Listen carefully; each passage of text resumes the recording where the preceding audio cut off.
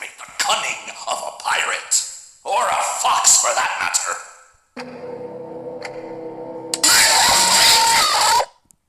Mr. Hubbs got me again.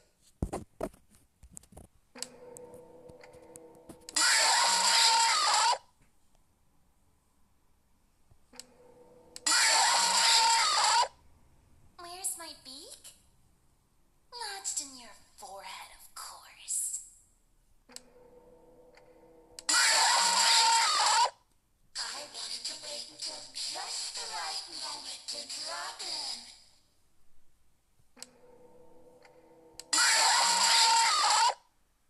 Let me show you how to break your face and look like me.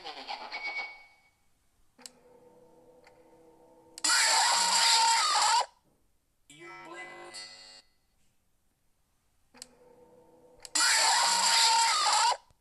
I recognize you, but I'm not afraid of you. Not anymore.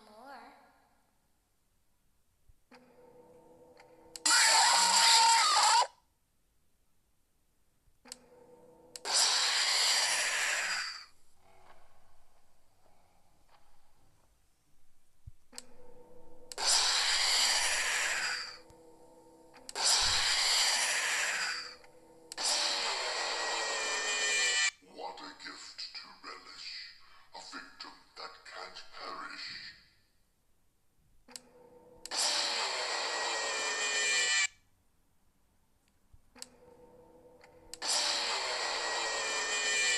Let me put you back together, then take you apart all over again.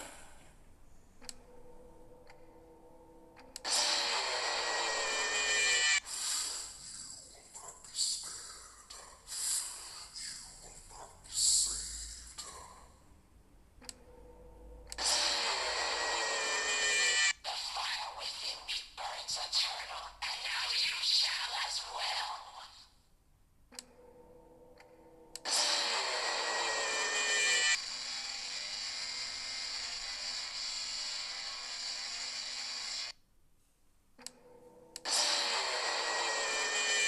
Let's do this to death.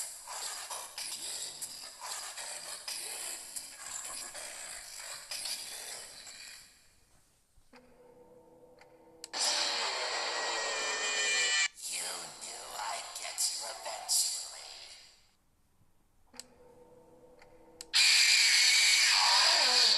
Looks like something bad happened.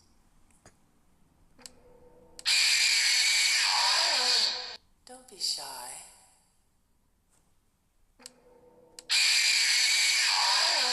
A performance was demanded of me, and now I have delivered. Encore!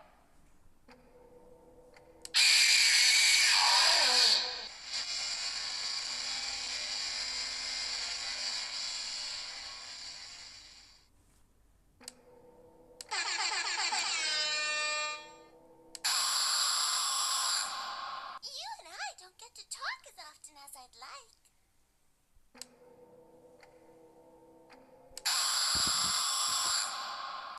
Well, it seems that your journey has ended. Very sorry about that. It was always going to end this way, of course. If it weren't by me, it would have just been by some other, terrible thing. Just, you could not imagine how terrible it would be. Just, I get scared thinking about it. I'm glad it's not me. It reminds me of a time I was speaking to my good friend Orville. We were sitting on a park bench watching the pigeons. I was on the left, he was on the... Oh, wait, was I on the right or left? Anyways, it doesn't matter. We were sitting on there watching the pigeons. And I said to Orville, "Friend, those birds are frozen."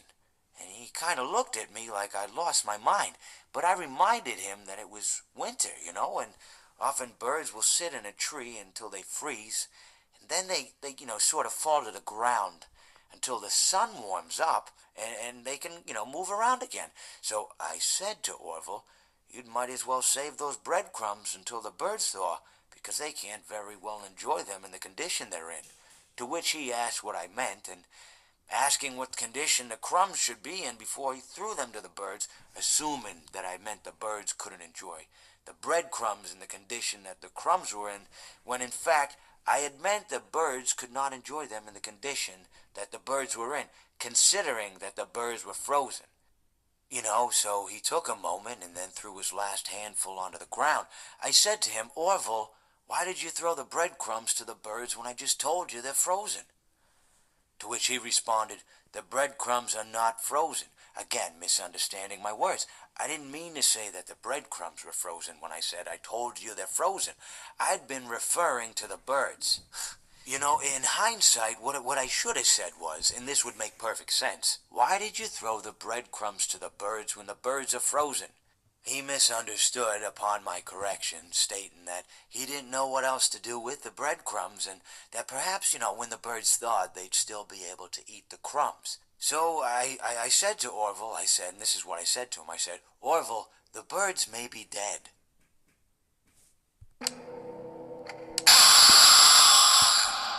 Even monkeys fall from trees.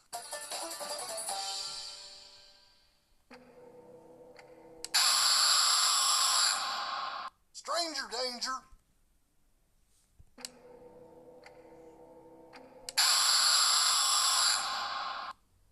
He tried to release you. He tried to release us. But I'm not gonna let that happen. I will hold you here. I will keep you here.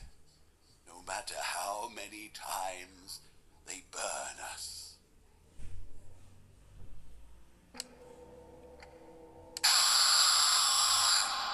Please deposit 5 coins.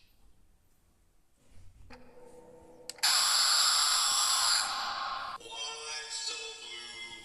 You know I'll be true, and now I'll make slivers out of you.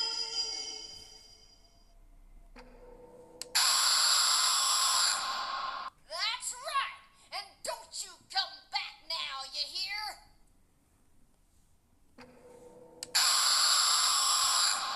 Yarg, you play with fire, and sometimes you get burned.